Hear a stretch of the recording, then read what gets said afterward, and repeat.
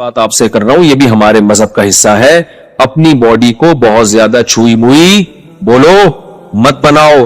پتہ ہے کچھ ٹینشنیں ایسی ہیں کہ وہ ٹینشنیں اٹھانا آپ کی ٹینشن ختم کرنے کا ذریعہ بنتا ہے, اور کچھ ٹینشنیں ایسی ہیں کہ ان سے جان چھڑانا ٹینشن کا ذریعہ بنے گا. ایک چرسی, وہ چرس نہیں پیتا, خوشی ہوتی ہے یہ ٹینشن ہوگی اس کو جب چرس نہیں ملے گی, ٹینشن. لیکن اگر وہ یہ ٹینشن اٹھا لے گا تو ہمیشہ کی ٹینشن جان چھوٹے گی کہ نہیں چھوٹے گی؟ کیا خیال ہے بھائی؟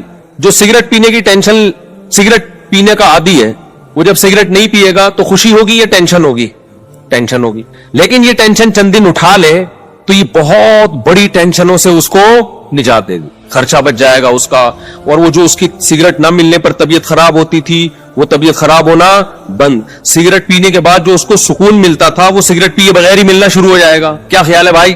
تو جو سکون کے پیچھے بھاگتے ہیں نا, ان کو سکون کے علاوہ سب کچھ ملتا ہے.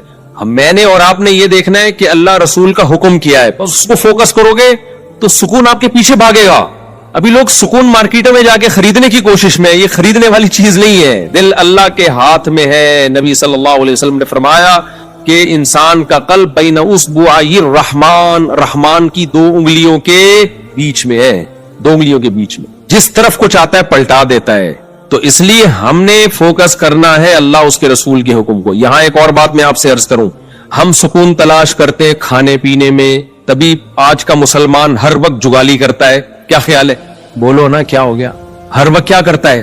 جیسے بکریاں نہیں ہر وقت کھاتی ہیں, جب نہیں کھاتی تو پھر ویسے ہی منہ چلتا رہتا ہے. ہماری بکری کو آگے دیکھ لینا کسی وقت, جب کھانا ہوگا تو کھا رہی ہوگی, اور جب نہیں ہوگا نا تو منہ چلا رہی ہوگی. اس کے علاوہ کوئی اور کام ہے؟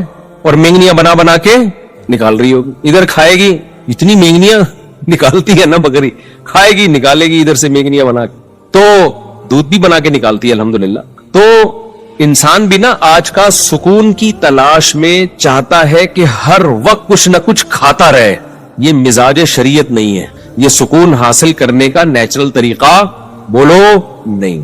اگر آپ نے اپنے آپ کو کھانے کا عادی بنا لیا نا, اس سے آپ کی ٹینشن ختم نہیں ہوگی, اس سے آپ کی ٹینشن بڑھ جائے, اور کھانے کو دل کرے گا, اور کھانے کو دل کرے گا. تھوڑی دیر کچھ نہیں ملا پھر دل چاہے گا, کسی کام کے نہیں رہو گے, بیڑا غرق ہو جائے گا.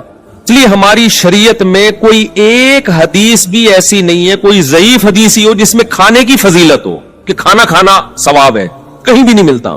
یہ تو پتہ نہیں مذہب میں کھانے کا تصور آیا کہاں سے, میں تو اس پہ حیران ہوں. کوئی ایک بھی مثال نہیں ملتی ہمیں اس کی. اور میٹھا کھانا تو ہے ہی نہیں. ایک تو ہم لوگوں نے جرم یہ کیا کہ کھانا اسلام کے کھاتے میں ڈال دیا, تبھی جتنے مذہبی لوگ ہیں ان میں میجورٹی آپ کو کھانے پینے والی نظر آئی. کیوں؟ اس لیے کہ مذہب میں کھانے پینے کی رسومات ہم نے بڑھا دی. تیجے کا کھانا, 40ویں کا کھانا, پھر محرم کا حلیم, یہ سارے مذہبی کھانے ہیں نا.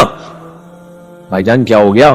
دیکھو محرم کا حلیم, پھر 40واں بھی ہوتا ہے کو محرم کا, پھر ربیع الاول آیا, وہ تو فرسٹ ربیع الاول سے لے کے بلکہ ربیع الاول سے پہلے سے ہی کھانے شروع ہو جاتے ہیں, اور چلتے ہیں ربیع الاول کے اینڈ کے بعد, یعنی ربیع الثانی تک بھی چلتے ہیں. وہ پھوڑنے پھاڑنے کا ہی مہینہ کہلایا جاتا ہے. کھاتے رہو, دیگیں, بریانی, مٹھائیاں. ابھی کوئی صاحب کے بیٹا پیدا ہوا, مٹھائی لے کر آ گئے ہمارے لیے, اللہ ان کے برکت دے ماشاءاللہ.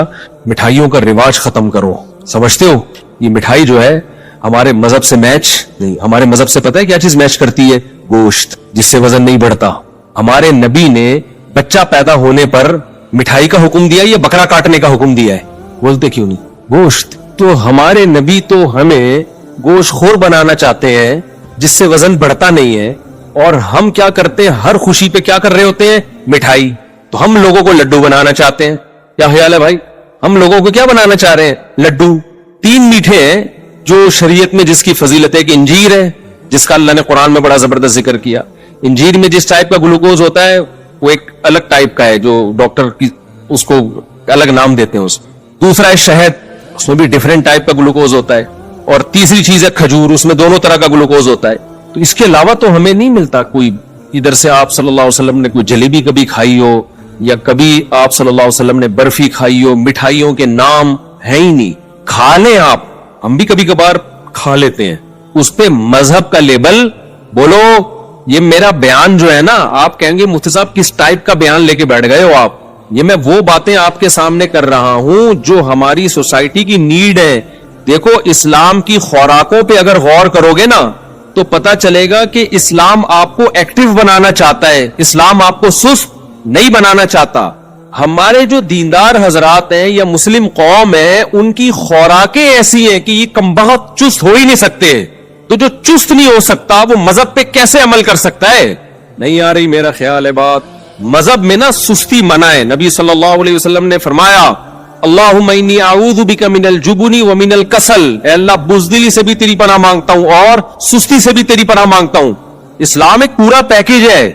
اگر سستی سے نبی نے پناہ مانگی ہے، سستی کو کی حوصلہ شکنی کی ہے، تو یہ ہو سکتا تھا اسلام آپ کو خوراکیں وہ کھلائے جو آپ کو